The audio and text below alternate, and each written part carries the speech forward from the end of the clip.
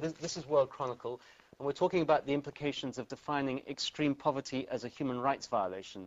Our guest is Arjun Sengupta, the UN Human Rights Commission independent expert on this subject. We'll be right back after this.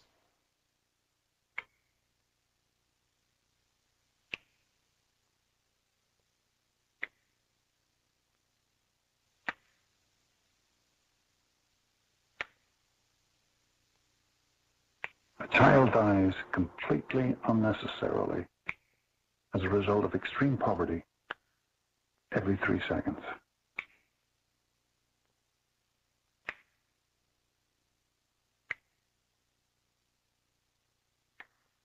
There we go. That's another one. Somebody's daughter. Somebody's son. And the thing is, all these deaths are avoidable.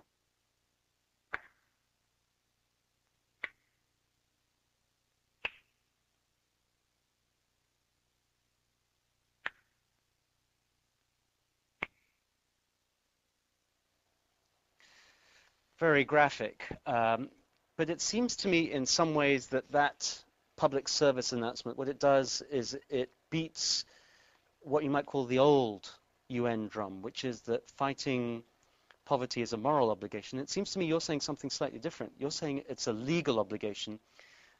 But even that, I wonder if that's the right tact to take. After all, you're appearing to stretch the UN's legal authority at a time when its largest stakeholder, the United States, is already complaining that the United Nations is overreaching.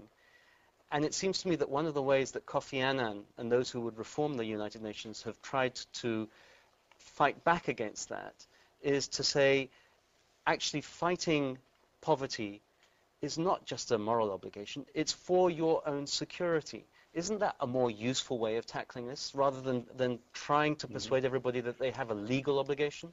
Well, I mean, there are different methods of persuasion. And I am not at all worried about the U.S. position, because it is a democracy. I mean, if we can explain why it is happening there, I'm quite sure at some point of time this government will respond to that popular pressure. But the question whether it is a legal obligation or moral obligation is a tricky one. Because if you have a legal obligation, then there is an implication of it that this removal of that or redressal of that particular problem gets top priority. Because if you do not do that, you are responsible, you are a violator. You see, the difference between the language of violation now and the language of violation earlier is that we don't think that it is necessary to prove that you have caused it. What is sufficient is that if you could prevent it, you are not doing it. It is a complicity.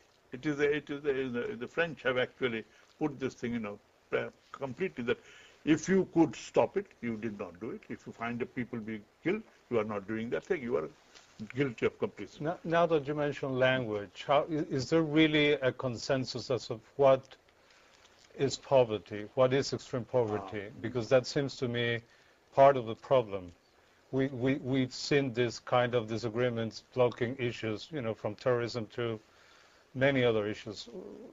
Where do we stand in poverty? Fortunately, on poverty, I don't think there is much disagreement. I mean, there can be a disagreement whether it should be $1 per day or $2 per day. But people generally accept that the poverty means, the extreme indignity. In fact, what I have done is to expand it from income poverty to what we call human development poverty. You see, there are many countries, even in the United States, that school-going children, they don't know how to read or write. So there is a lack of education, lack of health. So basic means, lack of shelter. They also become people whom we describe as suffering from indignity, basic indignity. Add to that, this is the French idea, exclusion, social exclusion. People who are marginalized, people who are vulnerable, they are there for generations. Your Hispanics, your blacks, your Indians, I mean, not all of them, but a part of them are socially excluded. Similarly, in the European Union, it's a very major move against exclusion. So I would say that identify the target population. And I don't think there would be much disagreement because the European Union has accepted certain things, the American society has accepted certain things, and $1 per day is the universally accepted criteria. But in terms of effectiveness, wouldn't it be easier to achieve concrete results to have an agreed definition of what does it means to be poor? I agree with you. There should be an agreement. So I try to provide a definition which I think is the most easily acceptable.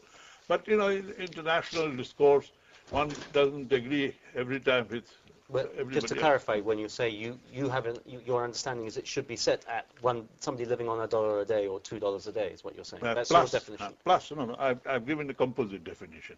Below $1 a day, plus extreme human development degradation, no education, no health, no shelter, plus social exclusion.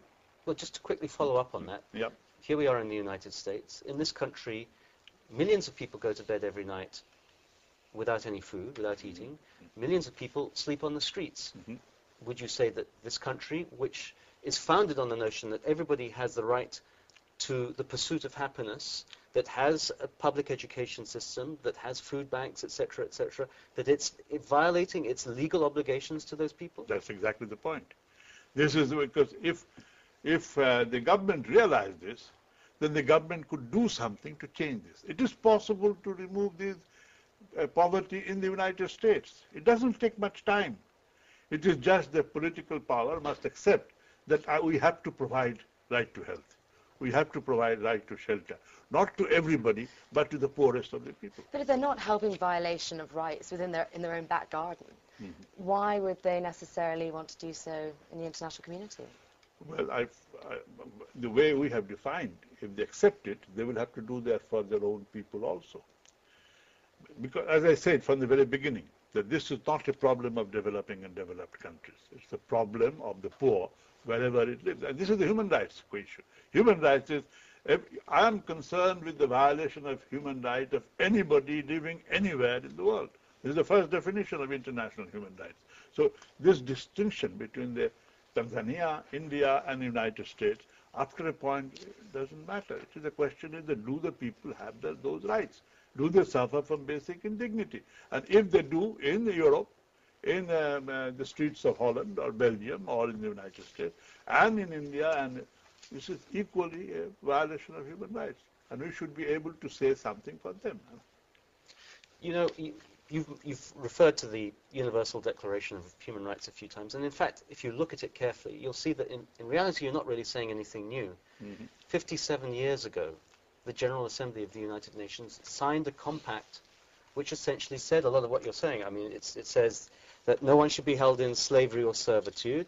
It said that, let's quote some of these, everybody has the right to just and favorable remuneration. Everyone has the right to work.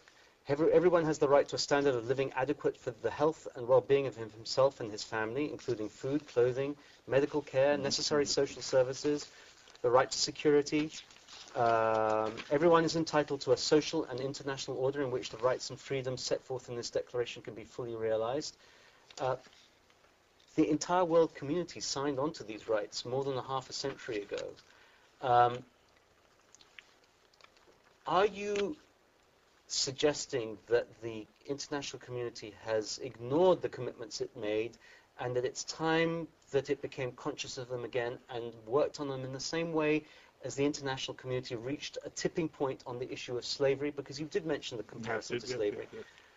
You see, I'm not saying that they have ignored it. You see, the human rights movement has achieved a hell of a lot of things. This 1948, the declaration was there. First quarter century, 25 years after that, the international community was able to abolish apartheid and colonization. These two main human rights violations were abolished in the first 25 years. The next 25 years, you have an end of totalitarian regime. And what we hope that another 25 years, that the first quarter of the 21st century, we should be able to abolish poverty. And the basic principles. I'm glad that you point out. In 1948, the international community accepted this. Of course, that was a universal declaration, so the Americans and other powers said that it is not a treaty. By 1966, they became treaty. So the obligations were accepted, but they were not implemented. One of the reasons why they were not implemented, besides political will, was that, that it takes a gradual, progressive realization, the resource problem, the technological problems, political, constitutional problems. Today we have got over that, at least for the removal of poverty, at least for this Millennium Development Goals, which are the first step towards that particular objective. We can achieve them. And therefore, our issue is that if we can achieve them today, you have accepted the principle half a century back. Let us now resolve that we shall abolish it. And I want to put it, this is one point I want to stress again, I want to put it not as a political agenda, but as a human rights agenda.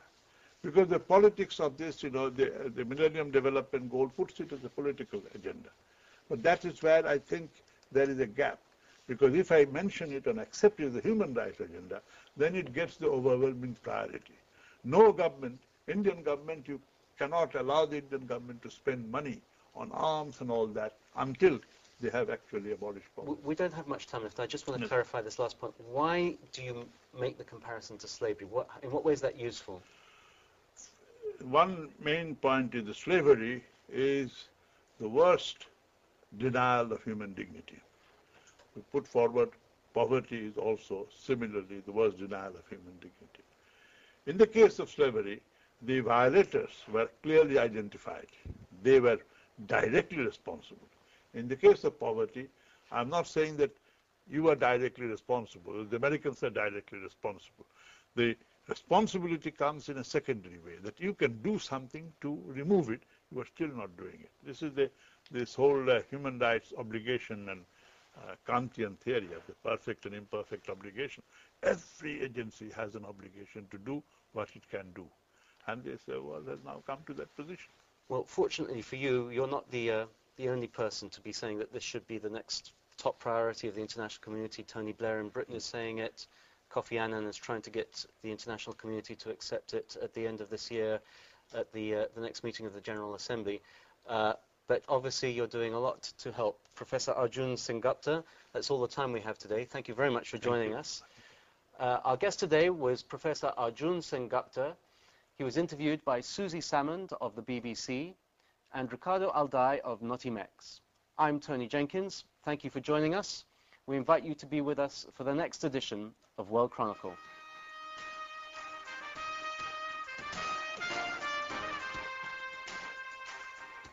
Electronic transcripts of this program may be obtained free of charge by contacting World Chronicle at the address on your screen. This program is a public affairs presentation from United Nations Television.